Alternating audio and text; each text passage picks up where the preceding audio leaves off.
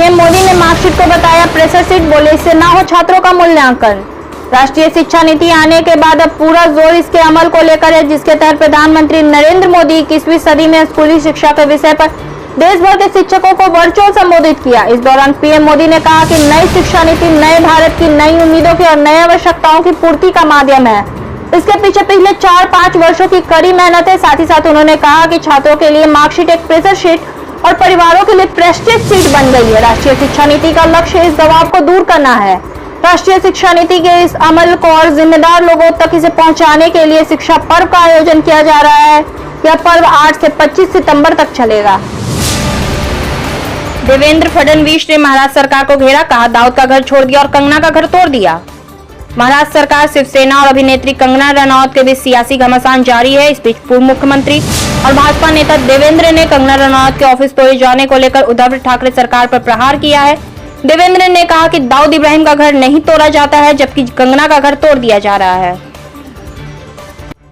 सुनंदा पुष्कर मामले में अर्नब गोस्वामी पर दिल्ली हाईकोर्ट ने उठाया सवाल। पूर्व केंद्रीय मंत्री और लोकसभा सांसद शशि थरूर की पत्नी सुनंदा पुष्कर की मौत के मामले में अदालत के बाहर अलग से जांच चलाने को लेकर दिल्ली हाईकोर्ट ने पत्रकार अर्नब गोस्वामी पर सवाल उठाया। सुनंदा पुष्कर के पति व सांसद शशि थरूर की याचिका पर न्यायमूर्ति मुक्ता गुप्ता ने कहा कि वह यह नहीं कह रहे कि कोई भी मीडिया को चुप कराए, लेकिन जांच की पवित्रता को बरकरार रखना चाहिए। उन्होंने कहा कि एक बार जब पुलिस की जांच आपराधिक मामले में चल रही है तो मीडिया द्वारा समानांतर जांच नहीं की जानी चाहिए। मध्य प्रदेश में कांग्रेस ने उपचुनावों के लिए जारी किए 15 उम्मीदवारों की सूची।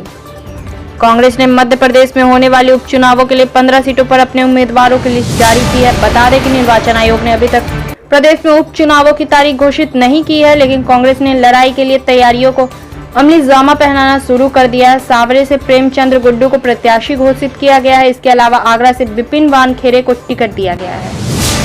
सुप्रीम कोर्ट का फरमान, संक्रमितों के बढ़ते आंकड़ों के बीच एम्बुलेंस सेवाओं का शुल्क न बढ़ने दे राज्य सरकारें। देश में जैसे जैसे संक्रमितों का आंकड़ा बढ़ता जा रहा है, वैसे वैसे मरीजों के लिए एम्बुलेंस सेवाओं के शुल्क पर सुप्रीम कोर्ट ने चिंता प्रकट की है। कोर्ट ने एम्बुलेंस सेवाओं का उचित शुल्क तय करने के लिए निर्देश दिए हैं। स्वास्थ्य सेवाओं को सुचारू रखने वाली याचिका में सुनवाई करते हुए यह आदेश दिए गए हैं, जिसके साथ कोर्ट ने सभी राज्यों को यह सुनिश्चित करने के लिए कहा है कि कोरोना वायरस रोगियों को अस्पताल ले जाने के लिए हर जिले में पर्याप्त संख्या में एम्बुलेंस उपलब्ध हो। आरजेडी से इस्तीफा देने के बाद रघुवंश ने सीएम नीतीश कुमार को लिखा पत्र, बेटे को एमएलसी बनाने की जदयू से चल रही बात। बिहार की राजनीति से जुड़ी यह बड़ी खबर है। दिल्ली एम्स में भर्ती रघुवंश प्रसाद सिंह के गुरुवार को राष्ट्रीय जनता दल से इस्तीफा देने के बाद उनका हाल जानने के लिए भारतीय जनता पार्टी के अध्यक्ष जेपी नड्डा व बिहार के मुख्यमंत्री सीएम नीतीश कुमार ने फोन कर हाल जाना। इस बीच रघुवंश प्रसाद सिंह ने मुख्यमंत्री नीतीश कुमार को पत्र लिखकर कई मांगे रखी है। इस बीच बड़ी खबर यह आ रही है कि रघुवंश प्रसाद सिंह के बड़े बेटे सत्य प्रकाश सिंह गवर्नर कोटे से विधान पार्षद बनाए जा सकते हैं। इसे लेकर जनता दल यूनाइटेड से बात चल रही है। भारत चीन तनाव के बीच राजनाथ सिंह ने बुलाई बैठक, एनएसए डोभाल, जनरल रावत और तीनों सेना प्रमुख मौजूद। भारत चीन सीमा पर काफी लंबे समय से तनावपूर्ण स्थिति बनी हुई है। कई बार दोनों देशों के बीच कमांडर लेवल की बातचीत हो चुकी है, लेकिन हर दिन के साथ बॉर्डर का माहौल बिगड़ता जा रहा है। चीन की तरफ से भारी तैनाती होती है तो भारत भी आगे बढ़कर मुंह तोड़ जवाब देता है। अब भारत में चीन से जुड़ी सीमा पर सुरक्षा के मद्देनजर एक बैठक भी चल रही है। रक्षा मंत्रालय के एक अधिकारी ने बताया, रक्षा मंत्री राजनाथ सिंह, एनएसए अजीत डोभाल, रक्षा स्टाफ के प्रमुख जनरल बिपिन रावत और तीनों सेनाओं के प्रमुख चीन सीमा पर जारी स्थिति पर चर्चा करने के लिए सुरक्षा समीक्षा बैठक कर रहे हैं। सीमा पर तनाव के बीच जयशंकर की चीनी विदेश मंत्री के साथ लंबी बैठक, भारत की रणनीति से बौखलाया ड्रैगन। एलएसी पर तनाव के बीच गुरुवार को मॉस्को में भारत और चीन के विदेश मंत्रियों के बीच करीब 2.5 घंटे लंबी बातचीत हुई। विदेश मंत्री एस जयशंकर और चीन के विदेश मंत्री वांग यी मॉस्को में शंघाई सहयोग संगठन के विदेश मंत्रियों के सम्मेलन में हिस्सा लेने पहुंचे थे। विदेश मंत्रालय के सूत्रों ने बताया कि बातचीत में जयशंकर ने भारत के इस मत को मजबूती से सामने रखा कि एलएसी पर अमन और शांति के बिना द्विपक्षीय संबंध मजबूत नहीं किया जा सकता है। कल होने वाली अफगान तालिबान शांति वार्ता पर टिका है अफगानिस्तान का भविष्य।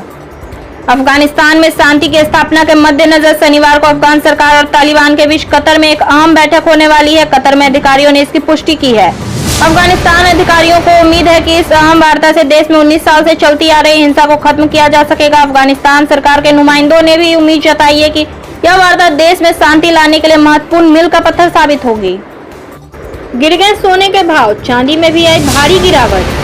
सोने चांदी की हाजिर कीमतों में शुक्रवार को गिरावट दर्ज की गई। HDFC सिक्योरिटीज के अनुसार राष्ट्रीय राजधानी दिल्ली में शुक्रवार को सोने के घरेलू हाजिर भाव में 191 रुपए प्रति 10 ग्राम की गिरावट दर्ज की गई। इस गिरावट से दिल्ली में सोने का भाव 52,452 रुपए प्रति 10 ग्राम रह गया। गौरतलब है कि पिछले सत्र में गुरुवार को सोने का हाजिर भाव 52,643 रुपए प्रति 10 ग्राम पर बंद हुआ था। सोने की वैश्विक और घरेलू वायदा कीमतों में भी शुक्रवार को गिरावट देखने को मिली।